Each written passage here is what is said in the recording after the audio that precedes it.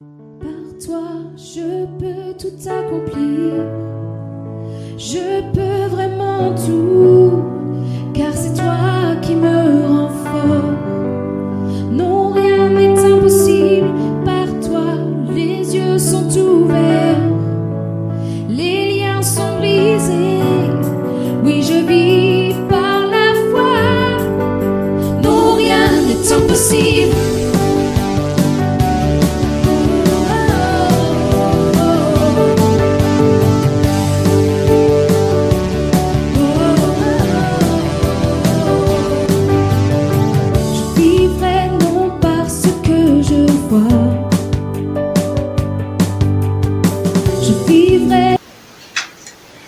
Bonsoir à tous et bienvenue une fois de plus à Flore TV pour cette nouvelle édition. Nous allons encore ce soir continuer l'enseignement sur le salut que nous avons commencé la dernière fois. Alors la dernière fois, j'ai enseigné et j'ai terminé par l'image du salut dans le livre de Exode, où Dieu doit faire sortir le peuple d'Israël d'Égypte et il dit: vous allez tuer un agneau. Quand vous allez tuer un agneau, vous allez prendre le sang, vous allez mettre sur les linteaux des portes. Alors la mort va passer. Quand la mort va passer, celui qui aura mis le sang sur les linteaux de la porte, la mort passe devant sa maison. Et celui qui n'aura pas mis le sang sur les linteaux de sa porte, le premier-né de la maison va mourir. J'ai dit la dernière fois, c'était une image du salut. Et j'ai dit, si tu prends le sang, tu mets sur le linteau de ta porte, la mort passe le soir. Et à l'intérieur, tu es en train de faire... tu es en train de coucher avec la femme du voisin, par exemple, la mort passe ou elle ne passe pas, elle va évidemment passer. Mais si tu ne mets pas le sang sur le linteau de ta porte, et puis à l'intérieur tu es en train de prier ou tu es en jeûne, le premier-né de la maison va mourir. Et j'ai dit la dernière fois, ça représente l'image de notre salut. La Bible décrit Dieu dans Galates chapitre 4, en disant: Dieu c'est le Dieu qui donne la vie aux morts et qui appelle ce qui n'existait pas, comme si les choses qui n'existaient pas, comme si elles existaient. En fait, l'image que j'ai prise dans le livre d'Exode, ça veut dire quoi en fait? Lorsque Dieu est venu nous sauver, il n'a pas voulu tenir compte de nos fautes. Parce que s'il regarde nos fautes, aucun homme n'est qualifié pour être sauvé. C'est pourquoi, pour Dieu, pour un homme d'être sauvé, ce n'est que par le sacrifice de Jésus. C'est pourquoi Éphésiens chapitre 2, versets 8 et 9 est clair. C'est par la grâce que nous sommes sauvés, par le moyen de la foi, et cela ne vient pas de vous. Ce n'est pas par les œuvres afin que nul ne se glorifie. Quelqu'un va pas peut-être dire: je crois que je suis sauvé parce que je me sanctifie beaucoup. Je crois que je suis sauvé parce que je vais à l'église tous les jours, parce que je prie beaucoup. Dieu n'a pas voulu mêler l'homme à l'œuvre du salut. Donc j'ai pris cet exemple pour montrer que pour Dieu de nous sauver, ce n'est que par le sacrifice du Seigneur Jésus.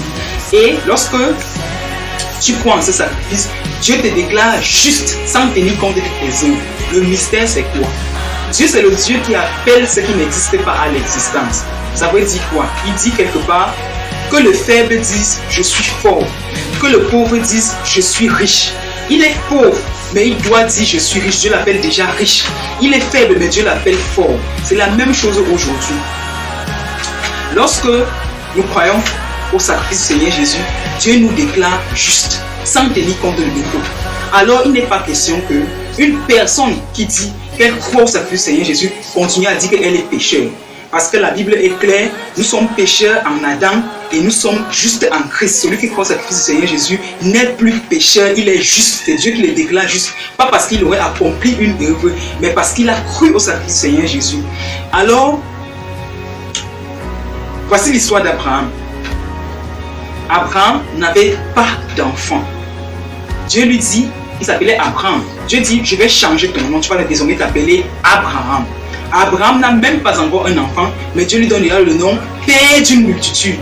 Il aurait pu dire, non, Dieu, je ne veux pas m'appeler comme ça, parce que je ne vois pas encore d'enfant. Je ne vois pas l'enfant. Pourquoi tu peux m'appeler Père d'une multitude? C'est la même chose avec nous aujourd'hui. Lorsque Dieu te dit, tu n'as plus de péché, tu dis, non Dieu, ce n'est pas vrai. Je veux d'abord me sanctifier, je ne veux plus voler, je ne veux plus me commettre la justice. C'est là que je dirais que je suis saint. Et on refuse ainsi l'œuvre de Jésus dans nos vies, parce que dit que je suis pécheur, parce que non, Jésus refuse ton œuvre dans ta vie. Je ne suis pas saint, je ne suis pas juste, je continue à être pécheur. Donc tu es encore en Adam. C'est très important. Il faudrait donc que toute personne qui pense qui croit au sacrifice du Seigneur Jésus, il n'est plus question de t'appeler pécheur. Tu es saint, Dieu te déclare saint, Dieu te déclare saint sur la base du sacrifice du Seigneur Jésus. Parce qu'il a compris que par la loi, aucun homme ne pouvait être sauvé. C'est pourquoi j'ai dit la dernière fois que quand les pharisiens disaient qu'ils ne commettent pas adultère, Jésus leur a dit, l'adultère ce n'est pas seulement commettre l'acte, mais celui qui pense déjà pense à une femme ou la désire a déjà commis l'adultère. Pour dire que le péché ce n'est pas seulement au niveau de là, tu penses même déjà c'est déjà validé. Pour dire l'affaire du péché là, la seule personne qui pouvait régler la question du péché, qui pouvait nous réconcilier avec Dieu, c'était Jésus-Christ à travers son œuvre. La Bible le dit clairement. Et ce passage, je vais lire ça pour tous ceux qui pensent que ils sont privilégiés ou ils sont différents ou alors ils sont sauvés parce qu'ils auraient accompli quelque chose, accompli la loi. Dans le livre de Galates chapitre 4, versets 4 à 5, il est écrit: si quelqu'un accomplit un travail, on lui compte son salaire, non pas comme si on lui faisait une faveur, mais d'après ce qui est dû. Et si quelqu'un n'accomplit pas d'œuvre, mais place sa confiance en Dieu, qui déclare juste les pécheurs, Dieu le déclare juste en portant sa foi à son crédit. C'est clair, la parole de Dieu est tellement claire. Pour Dieu, le juste, c'est celui qui croit en Jésus. Le juste, ce n'est pas celui qui a accompli une œuvre, mais c'est celui qui croit au sacrifice du Seigneur Jésus. Et il dit encore plus loin, toujours dans le livre de Romains chapitre 4, au niveau du verset 25, il est écrit: il a été livré pour nos fautes et Dieu l'a ressuscité pour que nous soyons déclarés justes. Ça veut dire que Jésus a été ressuscité pour que nous soyons déclarés justes. Quelqu'un va me dire, mais Christelle, pourquoi Dieu a alors donné la loi? Parce que comment se fait-il qu'on dit que nous sommes déclarés justes par rapport au sacrifice du Seigneur Jésus et non par rapport à nos œuvres? La parole de Dieu est claire là-dessus dans le livre de Galates chapitre 5 verset 4. Vous allez me donner quelques instants pour retrouver rapidement le passage dans le livre de Galates chapitre 5. La parole de Dieu dit, excusez-moi, je retrouve rapidement le passage. Ok, je l'ai. La parole de Dieu dit dans le Galates chapitre 5, verset 4, il est écrit: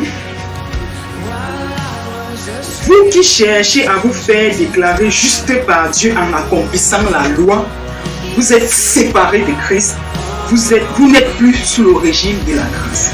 Alors, il est clair que tout homme qui voudrait, qui pense avoir le salut, s'il croit qu'il a ce salut au travers de ses œuvres, il a dit, il court dans le sac, comme je l'ai dit la dernière fois, c'est une expression du quartier, permettez-moi l'expression, il est en train de courir dans le sac. Toutes les personnes qui pensent que je suis sauvé parce que je fais telle chose ou telle chose, Dieu n'a voulu mêler l'œuvre du salut il n'a voulu se mêler à aucun homme en ce qui concerne le salut, afin que personne ne se glorifie. Pourquoi donc à la loi? Galates chapitre 3, verset 19 dit: mais alors, pourquoi la loi? Elle a été ajoutée pour mettre en évidence la désobéissance des hommes à l'ordre divin. Et le régime qu'elle a instauré devait rester en vigueur jusqu'à la venue de la descendance d'Abraham que la promesse concernait. Donc, la loi a été ajoutée pour mettre en évidence la désobéissance des hommes. En fait, quand la Bible dit tu ne voleras point, tu ne commettras point d'adultère, en fait, la loi est venue pour nous montrer que vous êtes des voleurs. Vous êtes des adultères, vous êtes des meurtriers, vous êtes des homosexuels, vous êtes des prostituées. C'est ça la loi. Elle est venue mettre en évidence la désobéissance de tous les hommes afin que tous soient sauvés par la grâce. Parce qu'aucun homme, comme le dit l'Écriture, ne sera déclaré juste en obéissant aux œuvres de la loi. Il faut que ce soit clair. Et celui qui croit en Jésus, Dieu le déclare juste sans tenir compte de ses œuvres. Alors on me dira, mais Christelle, c'est dangereux. Tu peux pousser les hommes à vivre comme ils veulent. Non, c'est pas possible.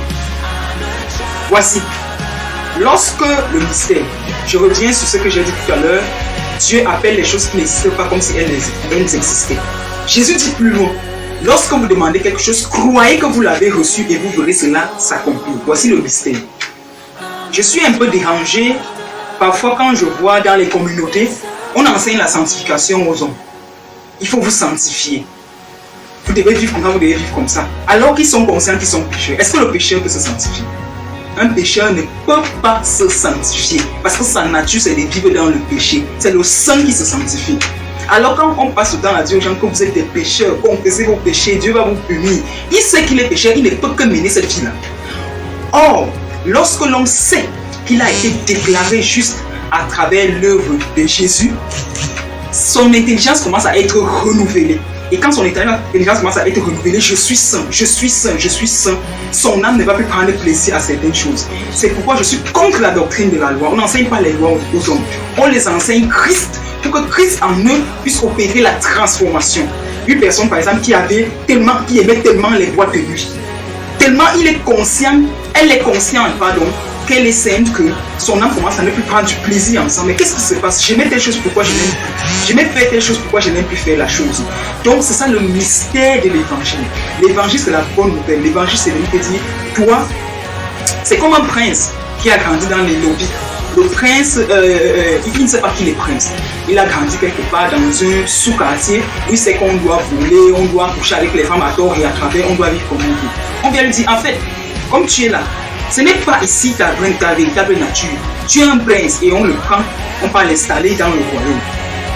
Dans le royaume, les habitudes du royaume, ce n'est pas les mêmes habitudes qu'il avait dans les lobbies qu'il aura dans le royaume. On va lui dire par exemple, si on ne mange pas avec les mains, on mange avec la cuillère. On va les rééduquer parce qu'il est prince.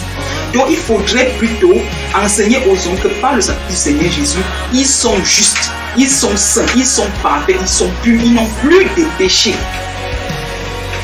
Il y a deux catégories d'hommes sur la terre. Je vais effectivement parler de ça. Il y a l'homme terrestre et il y a l'homme céleste. L'homme céleste, c'est l'homme qui est né de nouveau, né de l'esprit. J'entends beaucoup de personnes dire cela, je suis né de l'esprit, je suis né de nouveau. C'est une expression courante dans la vie. Nous rencontrons les gens disent je suis né de nouveau. Mais quand on regarde leur relation avec le Seigneur, ils dirigent encore même leur vie. Ils sont encore sous le poids de leurs péchés. Parce que lorsque tu es en Christ, tu n'es plus sous le poids de tes péchés. Tes péchés te sont pardonnés, tu n'as plus de péchés. Donc pour Dieu, tu n'as jamais péché. C'est ça le mystère. Même si tu tombes, tu n'es pas pécheur, tu es un saint qui est tombé. Et parfois même, je n'enseigne pas encore sur le mystère de ça. Parce que même quand tu tombes, c'est pourquoi. C'est une autre chose là-bas, je n'enseigne pas encore sur ça. Pourquoi Dieu permet parfois que nous tombons? Parce qu'il y a un mystère attaché à cela. Et cela, je vais me servir beaucoup plus de la parole de Dieu déjà et de mes expériences personnelles. Donc, c'est très important. Il faudrait dire aux hommes que lorsque tu es en Jésus, comme Romains chapitre 8, verset 1 est clair, il n'y a plus de condamnation pour ceux qui sont en Jésus. Tu ne peux plus être condamné, tu es sauvé. Même si tu tombes, tu es sauvé. Il faut dire la vérité aux gens. Il ne faut pas faire dans la langue de bois. Même si tu es tombé, tu es toujours saint, tu es simplement un saint qui est tombé. Il y a un passage que je vais lire, il va un peu choquer les sensibilités des uns et des autres. C'est dans le livre de 1 Corinthiens chapitre 6. L'apôtre Paul, déjà il faut noter que chaque fois que l'apôtre Paul écrivait ses lettres, il dit aux saints qui sont à Corinthe, aux saints qui sont à Éphèse, aux saints qui sont à Colosse. Donc normalement les hommes qui ont donné leur vie à Christ, on les appelle les saints. Donc toi, si tu crois au sacrifice du Seigneur Jésus, tu n'es plus pécheur, mais tu es saint, tu n'as plus de péché pour Dieu. Tu es saint. Alors, en Corinthiens chapitre 5, l'apôtre Paul parle de la communauté des saints. Et il y a une situation qui se passe de grave dans la communauté des saints. Cette situation est terrible. Moi-même, en lisant ça, j'ai un peu eu froid au dos. Il dit, on entend dire partout qu'il y a de l'immoralité parmi vous. Et une immoralité telle qu'il ne s'en rencontre même pas chez les païens. L'un de vous vit avec la deuxième femme de son père. C'est une version de la Bible que j'ai plusieurs versions. Et vous vous en vantez encore. Vous devriez au contraire en être vivement affligé. Alors, il y a une situation terrible qui se passe dans la communauté des saints. Des choses, ils sont orgueilleux, ils vivent dans l'inceste, dans l'immoralité sexuelle. Et l'apôtre Paul dit quelque chose qui m'a intrigué. Il dit, qu'un tel homme soit livré à Satan, en vue de la destruction du mal qui est en lui, afin qu'il soit sauvé au jour du Seigneur. C'est dangereux. J'étais stupéfait quand j'ai vu ça. Il faut bien m'écouter. Ne pensez pas que j'encourage les hommes à vivre. D'ailleurs, il ne faut pas les encourager. Un homme qui est né de l'esprit ne peut plus vivre comme il veut, puisque ce n'est plus lui qui dirige sa vie. Il ne peut plus vivre comme il veut. Il faut dire aux hommes, même s'il arrive que tu fasses les choses les plus scandaleuses, si tu as cru en Jésus, tu seras sauvé. C'est une réalité, parce qu'il n'y a plus de condamnation pour ceux qui sont en Jésus. Dieu a dit lorsqu'il parlait à David concernant ses descendants, il dit, s'il se détourne de moi, je vais le frapper avec la verge de l'homme, mais je ne lui retirerai pas ma grâce. je vous apporte une bonne nouvelle. Parce qu'il y en a qui tellement, on les a dit dans les communautés que vous êtes déjà parti en enfer. Dieu ne vous gère plus, ton sort est scellé. Et ils vivent dans la culpabilité parce qu'ils ne connaissent pas l'amour de Christ. Je viens ce soir vous dire que lorsqu'on croit au Seigneur Jésus, en son œuvre, on n'a plus de péché. De deux, on est sauvé. Et maintenant, la vie nouvelle, on la vit parce qu'on sait que nous sommes des saints. Pas parce qu'on est des pécheurs. C'est le pécheur ne connaît pas le bien. La Bible dit que la chair n'est même pas capable de se soumettre à la loi de l'esprit. Elle ne peut pas. Donc on ne peut pas continuer à dire aux pécheurs de se sanctifier. On doit plutôt les enseigner qu'ils sont saints. Et lorsque dans leur intelligence renouvelée, ils seront plus saints, leur âme ne prendra plus plaisir à certaines choses. Donc, je vais continuer encore la prochaine fois cet enseignement pour déjà vous rappeler que il est très important de savoir que l'homme qui est en Christ est une nouvelle créature. Dieu connaît la nouvelle personne qui n'a plus de péché. Alors, la prochaine fois, nous allons continuer à entrer dans les mystères du salut. C'est vrai, c'est un peu dur ce que j'ai dit, c'est un peu cruel, mais restez bénis et je crois que la prochaine fois, le Seigneur va encore beaucoup nous édifier. Allez, merci beaucoup.